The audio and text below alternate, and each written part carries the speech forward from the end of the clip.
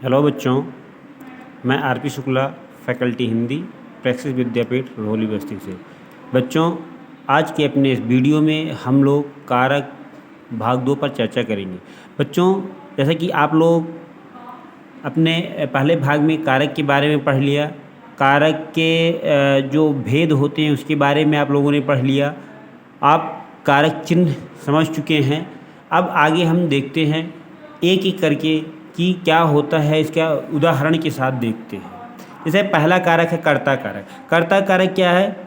कर्ता कारक क्रिया को करने वाला ही करता है, जो कार्य कर रहा है। क्रिया मतलब कार्य, जो कार्य कर रहा है वही क्या है? करता है। वह सजीव, निर्जीव अथवा अचेतन भी हो सकता है। वो चाहे सजीव हो या निर्जीव हो या अचेतन हो सकता है। तो जैसे आप देख रहे हैं बालक तैर रहा है। अब बालक क्या है? सजीव है। ऐसे आप देखें नदी बह रही है, नदी बह रही है, ये निर्जीव है, इसमें भी कर्ता है। कर्ता कौन है? कौन बह रही है? नदी बह रही है। कौन तैर रहा है? बालक तैर रहा है। ऐसा करके आप कर्ता का पता कर सकते हैं। इसके जो प्रसर्ग की बात है कि जो ने है, और यह कहीं कहीं दिखाई नहीं देता है, कहीं कहीं दिखाई देता है, कहीं कहीं नहीं दिखाई देता। आइए इसके बारे में चर्चा करते हैं। कर्ता कारक में प्रायः विभक्ति चिन्ह का प्रयोग नहीं होता है। ज़्यादातर क्या होता है? विभक्ति चिन्ह का प्रयोग नहीं होता है, किंतु सकर्मक भूतकाल की क्रिया के साथ, किसके साथ? सकर्मक भूतकाल की क्रिया के साथ ने का प्रयोग होता है। जैसे राम धनुष उठा रहा है।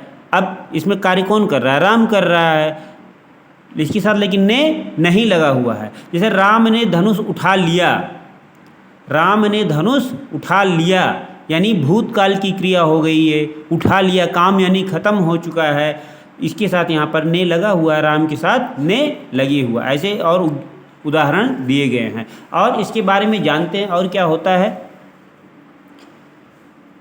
कभी कभी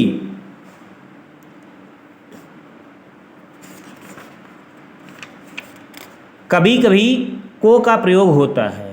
कभी कभी क्या होता है? को का प्रयोग होता है। कैसे? जैसे आप लोग देख रहे हैं आपको कहाँ जाना है, आपको कहाँ जाना है, तो यहाँ पे कर्ता कौन है? आप है ना। रेशमा को नौकरी नहीं करनी, रेशमा को नौकरी नहीं करनी। प्रसर्ग ने के बारे में कुछ और जाने। क्या होता है?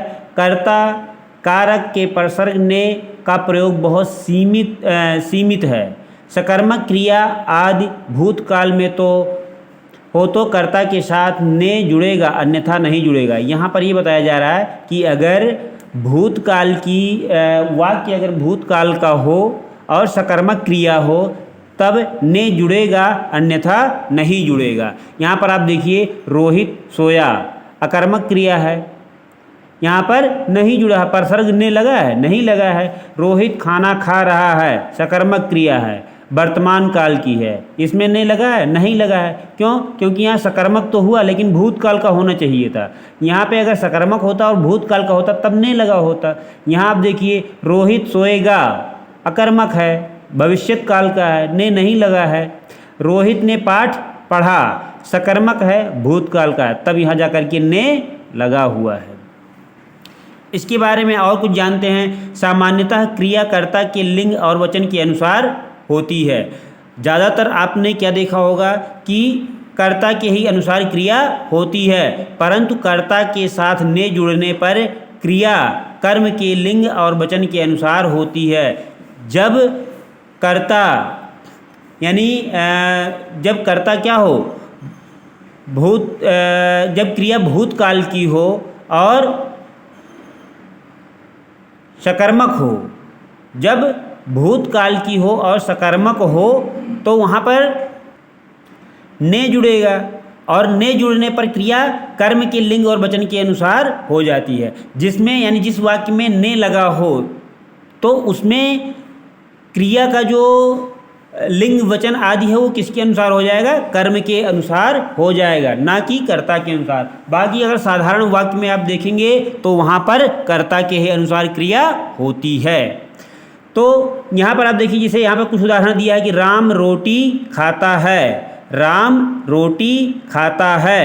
पुल्लिंग एक वचन है। रमा सेब खाती है, स्त्रीलिंग एक वचन है। दोनों पूरियां खाते हैं, पुल्लिंग है, बहुवचन है। ने के प्रयोग से देखिए अब क्या होता है, यहाँ ने नहीं था, कोई दिक्कत नहीं है, कर्ता के अनुसार चला। राम है, पुल्लिंग है, तो खाता है हो गया। ठीक, अब यहाँ पर देखिए ने के प्रयोग से क्या प्रभाव पड़ रहा है, क्या बदलाव आ रहा है। राम ने रोटी खाई, अब राम देखिए पुल्लिंग है और खाई क्या है, स्त्रीलिंग है। क्रिया किसके अनुसार चला है, यहाँ पे क्रिया कर्म के अनुसार चला। यहाँ कर्म कौन है, रोटी। देखिए यहाँ पर लिखा हुआ कर्म और क्रिया स्त्रीलिंग एक वचन के हैं, कर्म और क्रिया, कर्ता तो छोड़ दीजिए। यहाँ पर यही आपको बताया गया था। रमा ने सेब खाया, कर्म और क्रिया पुल्लिंग एक वचन है। दोनों ने पूरियां खाई, कर्म और क्रिया स्त्रीलिंग बहुवचन है। अकर्मक क्रिया होने पर कर्ता के साथ ने का प्रयोग व्याकरण सम्मत नहीं है। अकर्मक क्रिया अगर हो तो वहाँ पर ने लगाना ये सही नहीं होगा, उचित नहीं होगा। जैसे मैंने हंसा, मैं हंसा होगा, अथवा मैंने रोया, क्या अशुद्ध है, ये वाक्य क्या है, अशुद्ध है।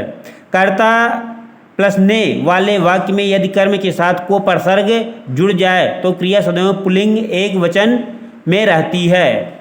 कर्ता के साथ, अगर कर्ता के बाद ने वाले वाक्य में यदि कर्म के साथ को प्रसर्ग जुड़ जाए तो क्रिया किसके अनुसार चलेगी, क्रिया हमेशा पुल्लिंग एक वचन में ही रहेगी। जैसे अध्यापिका ने बच्चों को पढ़ाया, अब बच्चों आप देखिए बहुवचन है, लेकिन क्रिया किसका है, पढ़ाया एक वचन का है। उसने ताजमहल को देखा, उसने क्या है, बहुवचन है, लेकिन ताजमहल को देखा, क्रिया किसका है, एक वचन का है। इसमें भी कुछ अपवाद हैं, जैसे हंसना, छींकना, नहाना जैसी कुछ अकर्मक क्रियाओं के साथ ने लगता है। जैसे मैंने हंसा, जैसे अभी बताया ना कि यहाँ पे मैंने नहीं लगेगा, मैंने हंसा। मैंने खांसा, यहाँ ये सही है। श्याम ने छींका, यहाँ पर बोलना, भूलना, भूलना, लाना जैसी सकर्मक क्रियाओं के साथ ने नहीं लगता। जैसे शीला कविता भूल गई, शीला कविता भूल गई, ये सकर्मक क्रिया है, यहाँ पर ने नहीं लगेगा। माँ फूल ले आई, मैं संदेश भूल गया, ये आपका कर्ता कारक समाप्त हो गया। कर्म क्या होता है, क्रिया करते हुए कर्ता की सर्वाधिक इच्छित वस्तु ही कर्म होता है।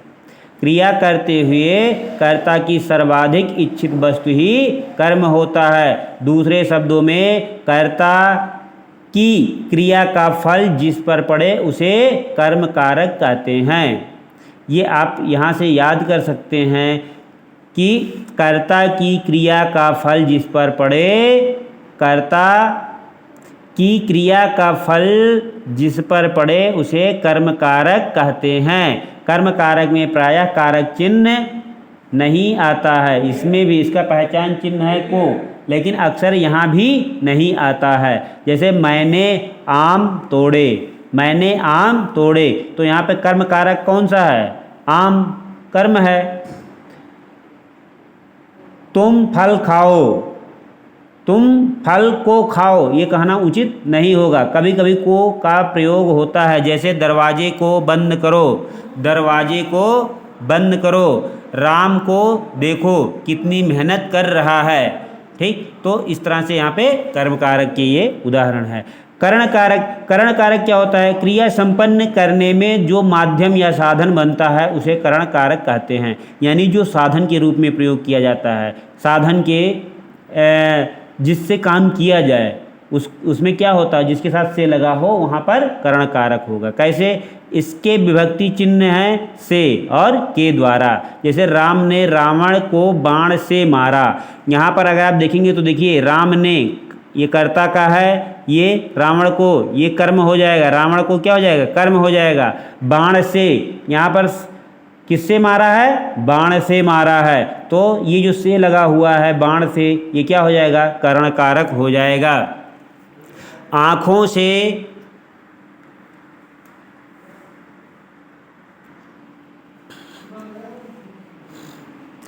आँखों से भली भांति परख लो, आँखों से भली भांति परख लो, यानी देख लो, समझ लो। किससे देखना समझना है? आँखों से। आग से ठंड भाग गई, तो किससे भागी? आग से। पुलिस डंडे से पीटती है, पुलिस डंडे से पीटती है, तो यानी जिसके साथ से लगा होता है वहाँ वो करण कारक होता है। लेकिन कौन सा से? क्योंकि अभी आगे आप पढ़ेंगे तो अपादान में भी से मिलेगा आपको, अपादान में भी से ही उसका पहचान चिन्ह है, लेकिन दोनों में अंतर है, अभी आगे वो भी आपको बताया जाएगा।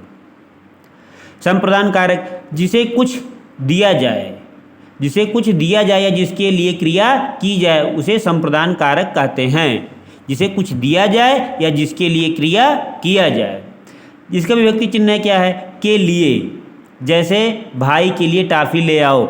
बच्चों यहाँ पर आप लोग को जो थोड़ा सा मेहनत करने की जो ज़रूरत है वो ये जानने की ज़रूरत है कि कौन सी क्रिया कौन से कारक का वाक्य है ये, और कौन सा पहचान चिन्ह है उस कारक का। तो ये 2-3 चीज़ें आपको याद करनी है। जैसे संप्रदान कारक का पहचान चिन्ह, ऐसे आपसे सीधे पूछ लिया गया कि संप्रदान कारक का पहचान चिन्ह क्या है, तो आपका आंसर होगा के लिए।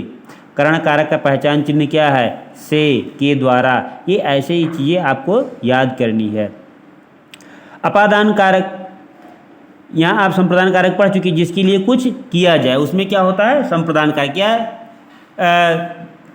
जिसके लिए क्रिया किया जाए, तो ये हो जाएगा संप्रदान कारक। अपादान में क्या है? अपादान कारक, अपादान अलगाव या पृथक होने का भाव व्यक्त करता है। जिसे पद से अलग होने की क्रिया होती है वह अपादान कारक होता है। इसका विभक्ति चिन्ह है से। हमने बताया अभी आपको कि देखिए यहाँ भी से है और यहाँ भी से है, करण कारक का भी पहचान चिन्ह से है, इन दोनों में अंतर है। अभी आगे इस पर हम चर्चा करते हैं।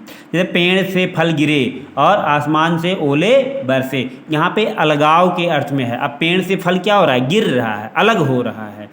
आसमान से ओले क्या हो रहे हैं? बरस रहे हैं, गिर रहे हैं, तो ये अलगाव के अर्थ में है। दोनों में अंतर स्पष्ट समझने के लिए आप ध्यान से सुने।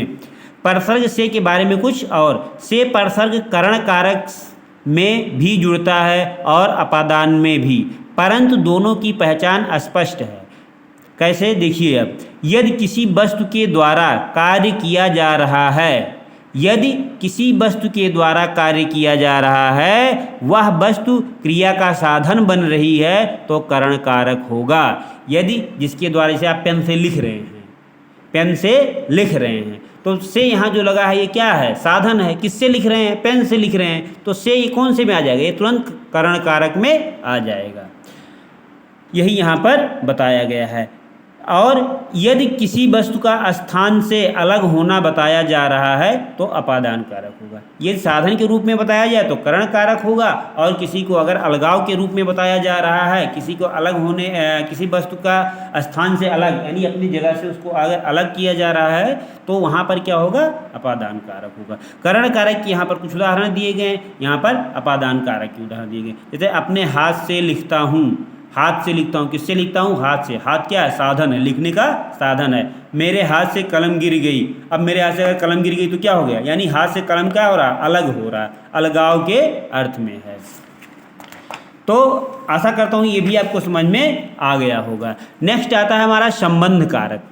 क्या आता है? संबंध कारक। संबंध कारक में क्या होता है? संबंध कारक संज्ञा सर्वनाम दो वस्तुओं में परस्पर संबंध बताते हैं। किसमें? संज्ञा सर्वनाम। संज्ञा सर्वनाम दो वस्तुओं में परस्पर संबंध बताते हैं। राम का भाई आ रहा है, चाहे वो संज्ञा हो चाहे वो सर्वनाम हो, इसका संबंध बताता है। किसका भाई आ रहा है? भाई आ रहा है। किसका भाई आ रहा है? राम का भाई। ये संबंध बता रहा है। ये का, की, के, रा, री, रे, ये सारे जो हैं ये क्या हैं? ये संबंध कारक के पहचान चिन्ह हैं। उपर्युक्त वाक्य में राम का संबंध भाई से है, कालिदास का संबंध नाम से है। चूंकि भाई आ रहा है और कालिदास नाम सुना है, किसी क्रिया से संबद्ध है, इसीलिए राम का और कालिदास का पद ही परोक्षतः क्रिया से जुड़ जाते हैं। तो नेक्स्ट देखते हैं हम अधिकरण कारक। अधिकरण कारक क्या होता है? कि क्रिया का आधार ही अधिकरण है। क्रिया का आधार ही अधिकरण है, यानी जिस पर क्रिया हो रही हो, जिस पर क्रिया हो रही हो। इसके परसर्ग में और पर हैं, इसके दो परसर्ग चिन्ह जो हैं वो क्या है, में है और पर है, परंतु कहीं कहीं इनका भी लोप होता है परसर्ग सहित। यानी यहाँ पे देखिए ये जो उदाहरण दिए है वो परसर्ग के साथ है, यहाँ पे दिया गया है वो परसर्ग, इसका क्या है, परसर्ग का लोप है। जैसे पेड़ पर पक्षी बैठे हैं, पर लिखा हुआ है। आमों में मंजूरी आ गई, मंजूरी आ गई। मेज पर पुस्तकें पड़ी हैं। तो यहाँ पर आपको ये पर दिखाई दे रहा, में दिखाई दे रहा, पर दिखाई दे रहा, लेकिन यहाँ पर कुछ वाक्य दिए गए हैं, इसमें देखिए आपको नहीं दिखाई दे रहा। मैं रुपए तो घर भूल आया, मैं रुपए तो घर भूल आया। घर पर भूल आया नहीं ना है, घर भूल आया, इसका मतलब कहाँ, घर पर भूल आया। चोर मेरे पाँव पड़ने लगा, मेरे पाँव पर पड़ने लगा नहीं लिखा है। मेरे भरोसे मत रहना, मेरे भरोसे मत रहना, यहाँ पर भी पर है लेकिन वो क्या है, अदृश्य है, दिखाई नहीं दे रहा है। परसर्ग में और पर के बारे में कुछ और। अधिकरण कारक में परसर्ग में पर का लोप भी होता है, जैसे घर में कौन है, घर में कौन है, ये परसर्ग सहित है। यहाँ पर आप देखिए मैं चाबियाँ घर भूल आया, यहाँ पे परसर्ग रहित है, यहाँ परसर्ग नहीं है। ठीक है, ये अशुद्ध वाक्य यहाँ पर कुछ दिए गए हैं और ये शुद्ध है। छत पर से गिर पड़ा, छत से गिर पड़ा, छत से गिर पड़ा। पुस्तक में से पढ़िए, यह अशुद्ध है, पुस्तक में से पढ़िए, पुस्तक से पढ़िए। सांप बिलों में से सांप बिलों में से निकलने लगे, सांप बिलों से निकलने लगे। तो इस तरह से ये शुद्ध है। अब आखिरी है, लास्ट है संबोधन। संबोधन का अर्थ है पुकारना, टेरना। वाक्य में किसी संज्ञा को संबोधित कर कुछ कहा जाता है, तब संबोधित व्यक्ति अथवा वस्तु से पूर्व या कुछ अव्यय हे, ओ, अरे, री, अरी आदि लगाए जाते हैं। आप ऐसा कह सकते हैं कि संबोधन का जो पहचान चिन्ह है, संबोधन कारक का जो पहचान चिन्ह है वो क्या है, हे, ओ, अरे, री। यानी ये आप कह सकते हैं कि जो बहुत ज़्यादा आप चाहे खुशी व्यक्त करने के लिए या बहुत ज़्यादा आप घृणा व्यक्त करने के लिए या किसी को आप बुलाने के लिए जिनका जो प्रयोग करते हैं, तो वही क्या होता है, संबोधन होता है। जैसे राम, जैसे आप किसी को बुला रहे हैं राम, तो इसको रा को खींच रहे हैं, राम इधर आओ। ऐसे स्मिता तुम क्या कर रही हो, स्मिता तुम क्या कर रही हो। हे वृक्षों क्या तुमने सीता को देखा है। जब सीता जी खो गई थी तो राम जी पूछ रहे थे वृक्षों से, क्या पूछ रहे थे, हे वृक्षों क्या तुमने सीता को देखा। तो इस तरह से यानी ये क्या, किसके लिए, संबोधन के लिए प्रयोग किए जा रहे हैं। तो यहाँ पे हमारा ये कारक खत्म हो रहा है। बच्चों आज का जो अभ्यास प्रश्न है वो यहाँ से आप लोग देख रहे हैं और यहाँ तक ये जो दिया गया है ये अभ्यास प्रश्न दोनों है। देखिए क्या होता है, इन वाक्यों में कर्म संप्रदान कारक पहचान कर लिखिए। इसमें कर्म कारक के वाक्य लिखे हुए हैं और संप्रदान कारक के वाक्य लिखे हुए हैं, तो इनको पहचान करके आपको लिखना कौन सा कर्म कारक का है, कौन सा संप्रदान कारक का है। दूसरा है कि दिए गए वाक्यों में रेखांकित पदों के कारक के नाम लिखिए। यहाँ पे जिसके नीचे रेखांकित किया गया, जिसके नीचे अंडरलाइन किया गया है, उसमें कौन सा कारक है, किस कारक के भेद के अंतर्गत आएगा, उसको आपको यहाँ पर अलग अलग लिखना है। तो इस तरह से 5 यहाँ 10 प्रश्न ये आपको दिए गए हैं। तो आज का वीडियो हमारा यहीं पर समाप्त हो रहा है। अगर किसी को किसी प्रकार की कोई समस्या है तो वो विद्यालय प्रबंधन से ज़रूर संपर्क कर सकता है। आज का वीडियो यहीं पर समाप्त हो रहा है। वीडियो देखने के लिए धन्यवाद।